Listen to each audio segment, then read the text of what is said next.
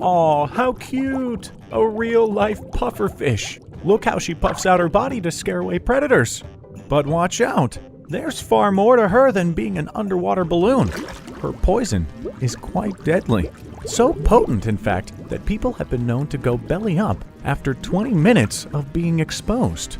So, why is it that people risk it all to eat this fish as dinner? Yeah, people will absolutely chomp down on a pufferfish just like the one you see here. So now I bet you're wondering, is this okay to do?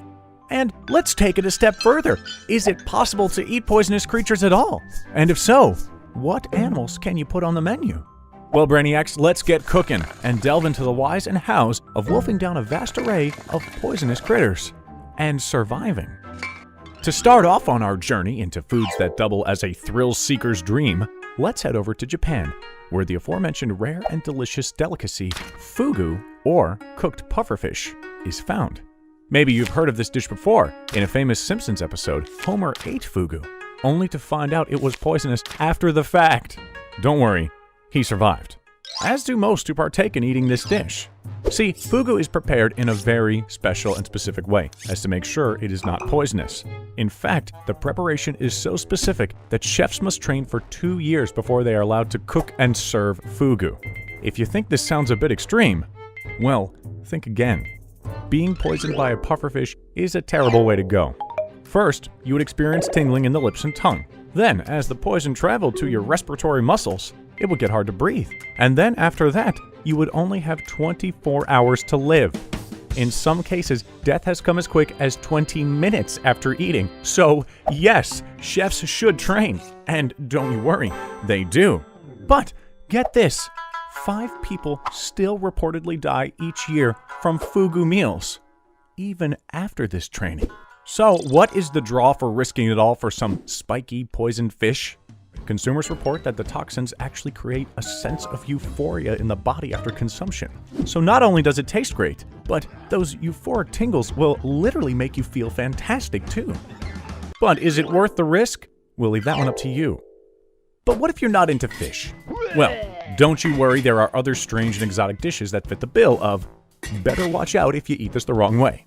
For instance, if you're into expanding your mind, we have just a potentially dangerous creature for you. Buffo alvarius, commonly known as the Colorado river toad, is a cute little amphibious creature that produces a completely toxic venom called bufontanine, which is why many thrill seekers have been known to lick these toads. You heard that right, lick the toads. Why? Well, once poisoned, you would actually start to hallucinate. Bufontanine is in the dimethylethanamine family, which means there are many similarities to the psychedelic DMT, a substance that produces very vivid hallucinations for a very short amount of time. The venom is released when you apply pressure to the toad's parotoid glands behind the eardrums. This causes the toad to ooze a milky substance. Then, you just lick the toad. After you do, lights would begin to vibrate, and you would start to see fast-moving images. Now, before you write this one off as an urban legend because you think it's too crazy to be real, you should know that this toad-licking stuff is taken quite seriously, especially by governments. Australians were known to lick toads for quite some time. So often, in fact, that in the 1980s the government banned the practice. And here in the US, bufontanine is illegal. But owning the toads that produce it isn't. So what's the downside to all this? Well, you could absolutely have a bad reaction to the poison and go into cardiac arrest. So basically, when it comes to toad licking, it's nirvana or the exact opposite. But fish and toads aren't your only option for eating poisonous critters. Jellyfish can also be prepared as a meal. And again, as long as done properly, they can be incredibly tasty. Just make sure that all the venom is removed before you chow down on them. After all, jellyfish can be quite poisonous, even deadly. Case in point, the Irukandji jellyfish is a type of jellyfish that is fatal if swallowed. It's a slow burn too. It can take 2 weeks for the venom to do its thing, and then you're a goner. But fear not. As long as the venomous areas of the jellyfish are removed, you should be fine. Just don't expect it to taste like jelly. Or fish, for that matter. But what if you're not in a restaurant? Let's say you're out in the wild with nothing to eat anywhere except for some rather well-known and deadly poisonous snakes. Could you eat them? Get ready for this one. The answer is yes. Poisonous snakes are one of those unique cases of venomous creatures that you can eat, and not worry about being poisoned at all. The most dangerous part about eating these reptiles is actually catching them. Just keep in mind that when you prepare them, make sure you remove the head, which contains the venom, then gut it as you would a fish and cook the meat inside to your heart's desire. You will be completely fine, and apparently, it tastes like chicken. Similarly, scorpions can also be eaten, just like poisonous snakes, as long as the venomous parts are removed.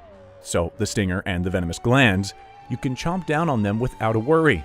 And the plus of choosing scorpions as your late night delicacy?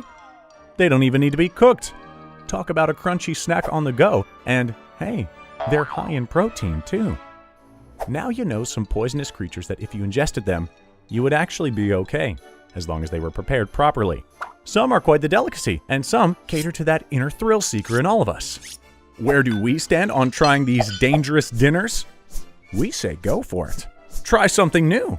But when it comes to the toad licking, maybe just stick to kissing frogs. Stay hungry for knowledge, Brainiacs!